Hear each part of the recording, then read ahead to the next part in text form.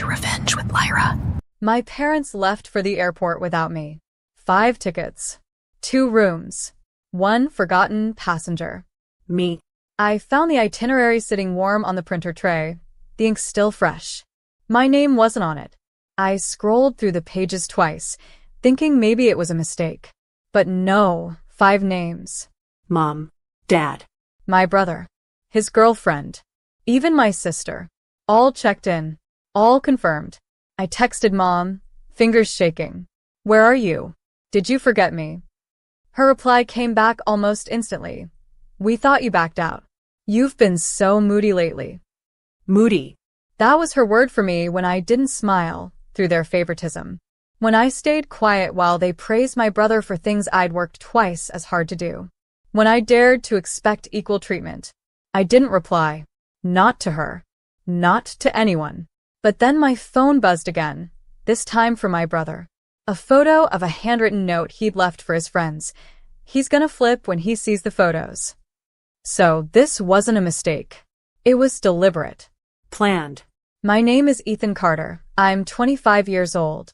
And if you think you know how this ends, stay tuned. What happens when the family that tries to erase you suddenly realizes you were the one holding the strings all along? I didn't scream. I didn't beg. I opened the travel app on my phone, the same one I'd used to make the reservations. The €13,000 booking was still under my account, my credit card, my control. 1 tap. Cancel. At 6:30 a.m., my phone lit up like fireworks. 37 missed calls. Dad. Mom. My brother. I smiled in the quiet, sipping my coffee. Enjoy. By the time the sun broke through my blinds, my phone was still buzzing, vibrating across the nightstand like it was alive. Voicemail after voicemail, each one more frantic than the last.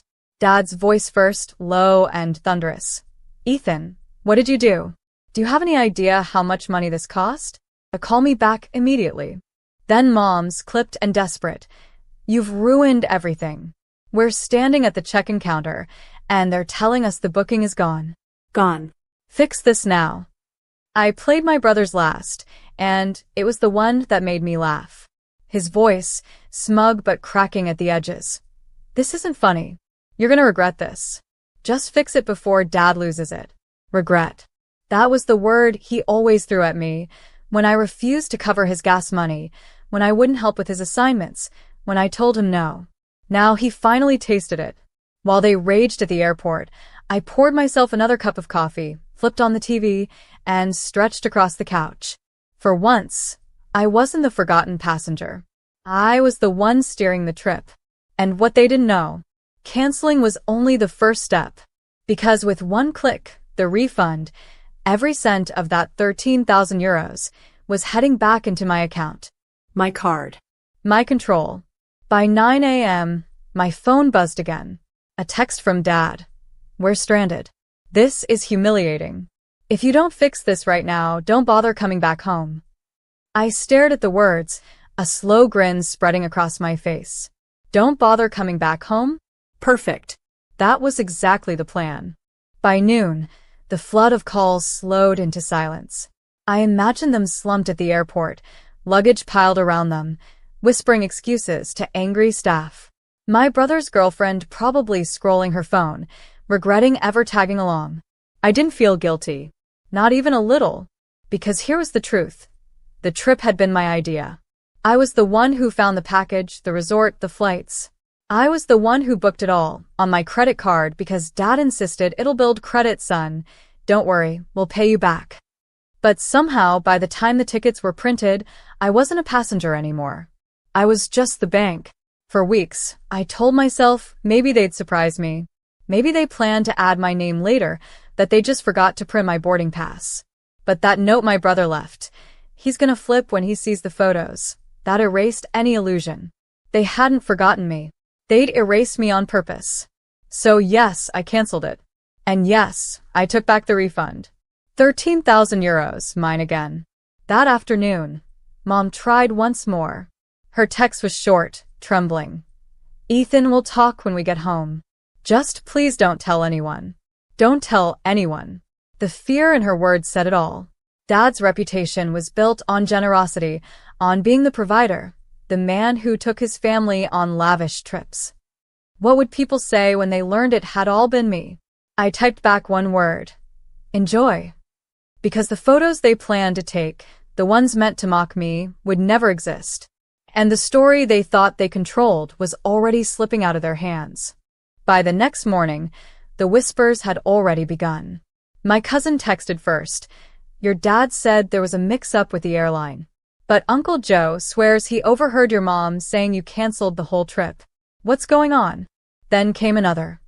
Wait, weren't you the one who booked everything? People are saying you paid for it.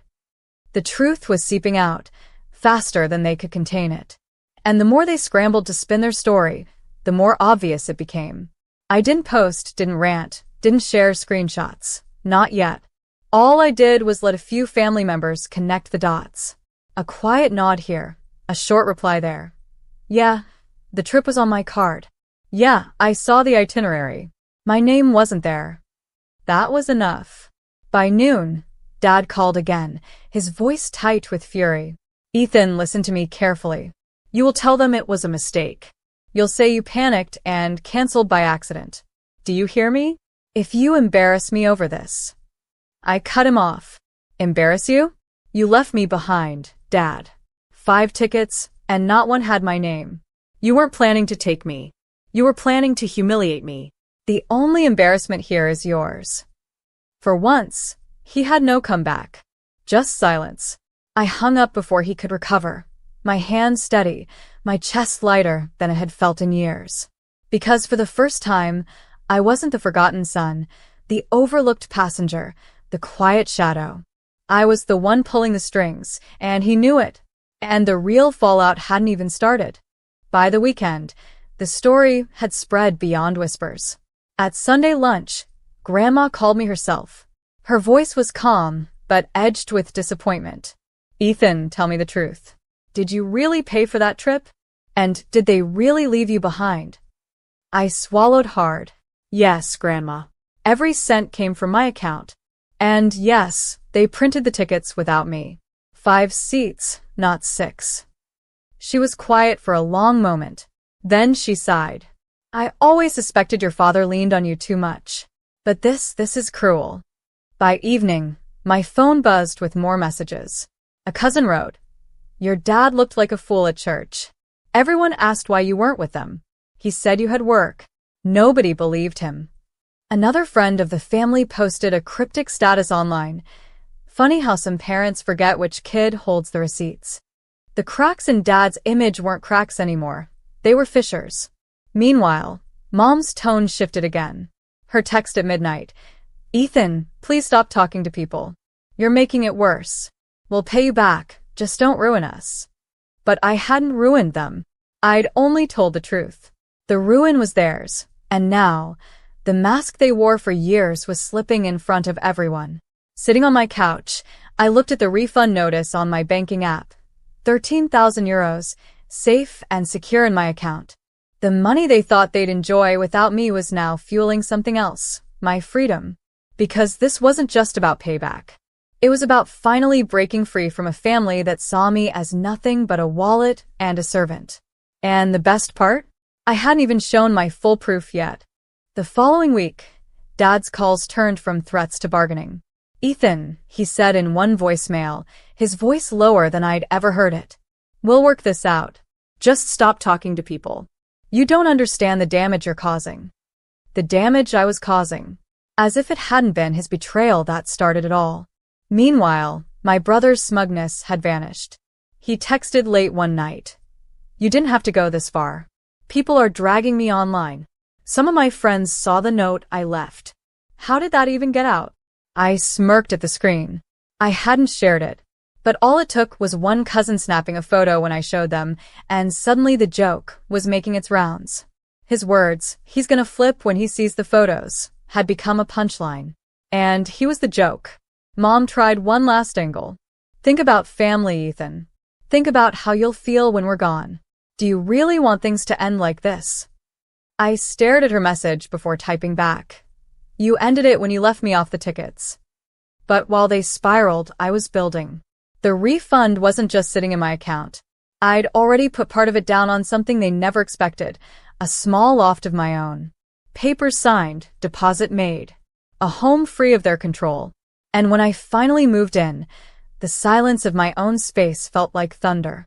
They thought they'd left me behind. But really, I'd moved forward. And soon everyone would know it. By February, their carefully polished story had shattered. At family gatherings, people no longer asked why I hadn't gone on the trip. They asked why my name wasn't even on the tickets I had paid for. Dad tried to insist it was a mistake, but the cousins weren't buying it. Strange mistake, one had said, considering it cost 13,000 euros. The final blow came when Grandma spoke up. My cousin relayed it to me word for word. If Ethan hadn't canceled, you would have happily gone without him. That's the truth, isn't it? Dad didn't answer. He just got up and left the room. Meanwhile, I was settling into my new loft. My own furniture. My own keys. My name alone on the lease. For once, I wasn't an afterthought. I was building something that belonged only to me. But I wasn't done. One Saturday, I posted a single photo online. The view from my loft's balcony, sunlight streaming across the city. Caption: funny how being left behind can lead you exactly where you belong. No names. No accusations. But everyone knew.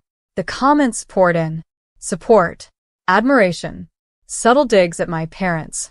My brother even tried commenting, "Don't believe everything you read." But it backfired instantly. People flooded the thread with questions he couldn't answer. That night, Dad called again, his voice hollow. "Ethan, what do you want? Money? An apology? Just tell me what it'll take to stop." For years, I'd begged for scraps of acknowledgement. Now he was the one begging. And I realized I didn't want anything from him anymore. They had taken me for granted. I had taken back everything. Spring sunlight spilled through my loft's windows as I brewed coffee in my own kitchen, the quiet hum of peace wrapping around me. No shouting, no guilt, no being treated like luggage that could be left behind. Just silence and freedom. Meanwhile, their world had shrunk. Word had traveled through the family and beyond. The lavish Christmas trip that collapsed, the truth that it had been booked on my card, the revelation that they had deliberately excluded me. Their friends pulled away, neighbors whispered, even co-workers avoided their table in the break room. The photos they had planned to flaunt never existed. Instead, the only story people remembered was how they stranded their own son. One last letter came in the mail, Dad's handwriting jagged and rushed. "We went too far. I see that now. But did you have to ruin us completely?" I read it once, then folded it neatly and slid it into a drawer. Not to revisit, but to remind myself of one truth. I hadn't ruined them. They'd ruined themselves the moment they thought I was disposable. That evening, I invited a few close friends over. We ate takeout on the floor, laughing until the city lights blinked on outside. For once, I felt whole, not because of what I had taken back from my family, but because of what I had built for myself. As I stood on the balcony later, I whispered into the night, "They left me behind. And it was the best gift they ever gave me." Because poetic justice wasn't revenge. It was this, a life on my own terms, free, steady, untouchable.